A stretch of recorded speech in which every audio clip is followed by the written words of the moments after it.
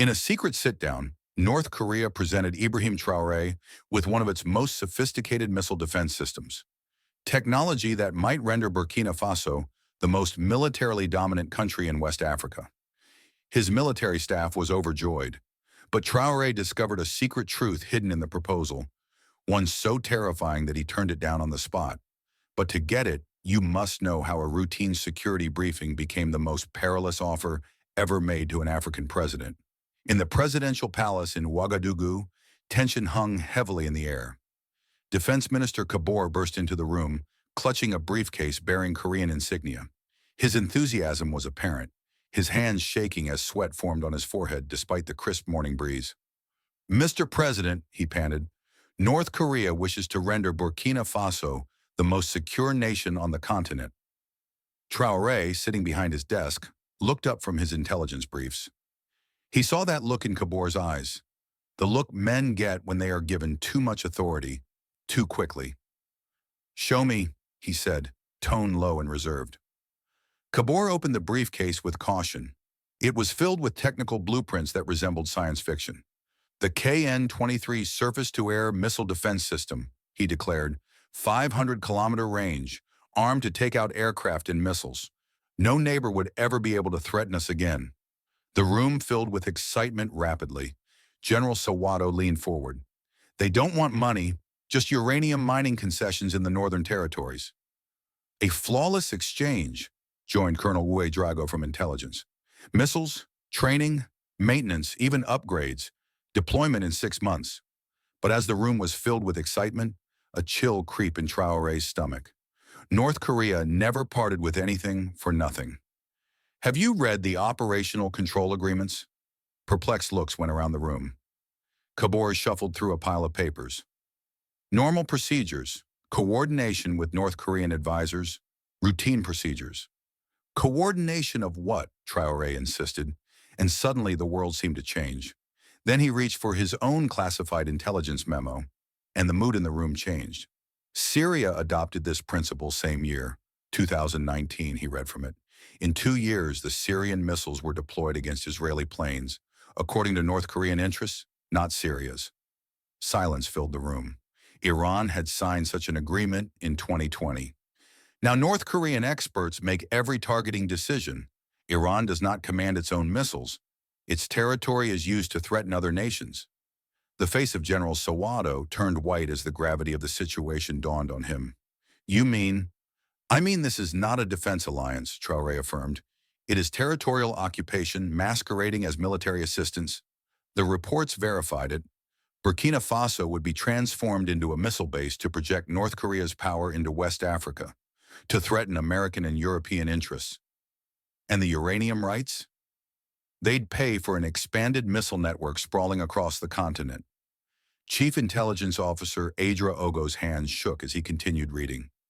"Sir, if we agree, we become automatically a military target, used to induce retaliations we can't control." The operating manual showed it all. Pyongyang directed targeting instructions, launch authorization only by North Korean command, even maintenance schedules determined overseas. Burkina Faso would appear to be a defended nation, but be incapable. Still, Kabor delayed. "But the protection is real, sir. No neighbor would ever dare strike us. They'd be striking North Korea." Traoré's voice sliced across the room. "And we'd become a proxy, a pawn, in conflicts we never chose."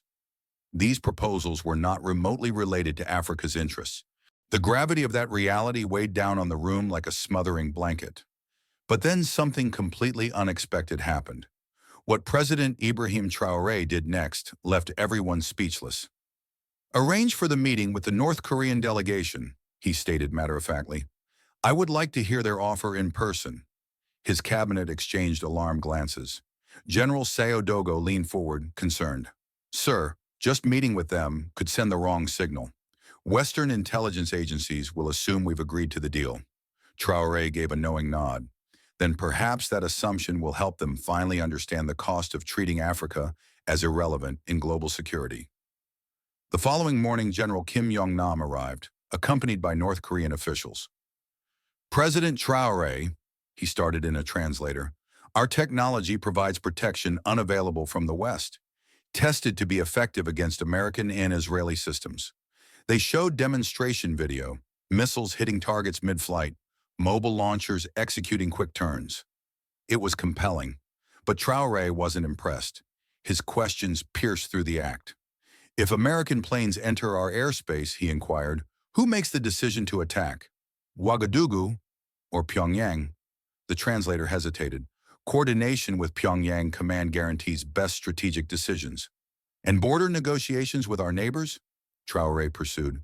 Would they need Pyongyang's advice too? For complete integration, came the response, a unified command chain is indispensable for greatest effectiveness. That was the last assurance. Burkina Faso would no longer have control over its own defense.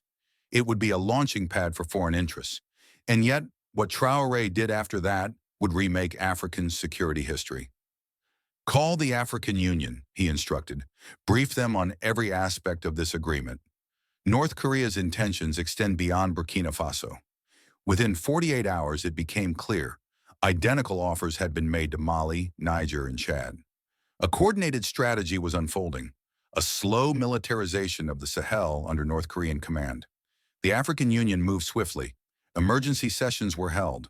Some leaders were enticed by the technology, but others saw what Traoré had seen, the slow erosion of sovereignty behind the facade of military support. 6 months on, the African Union took bold action. New guidelines were introduced for assessing foreign military deals. A continental early warning system was established to alert on likely proxy arrangements. And above all, the African Defense Independence Initiative was commenced, focusing on developing homegrown capabilities rather than depending on foreign nations. But such decisions had a cost. North Korea retaliated with diplomatic pressure, openly questioning Traoré's leadership. Western countries, too, employed economic pressure, exasperated by his intransigence in accepting outdated power structures. And yet, popular support never faltered. Africans witnessed a leader opting for sovereignty rather than short-term benefit, a man who was not willing to make his country a battleground for another person's war. 1 year later, standing before a continental security conference, President Traoré looked back at that defining moment. When North Korea presented us with their missiles, they were not giving us protection. They were giving us an opportunity to make our land a battleground for wars we never wanted. He glanced around the room at African defense ministers, many of whom had now refused comparable foreign offers. Real security, he declared, cannot be loaned. It must be constructed by those who recognize that sovereignty is having the capability to determine not merely how to resist, but whether to resist at all. The deafening cheers that followed reverberated across a continent that had at last waked. Africa had learned to distinguish between honest partnership and high-tech colonialism masquerading as military assistance. And through that awakening, not only Burkina Faso, but the whole continent was spared from becoming a pawn in other people's wars that it never asked to be a part of.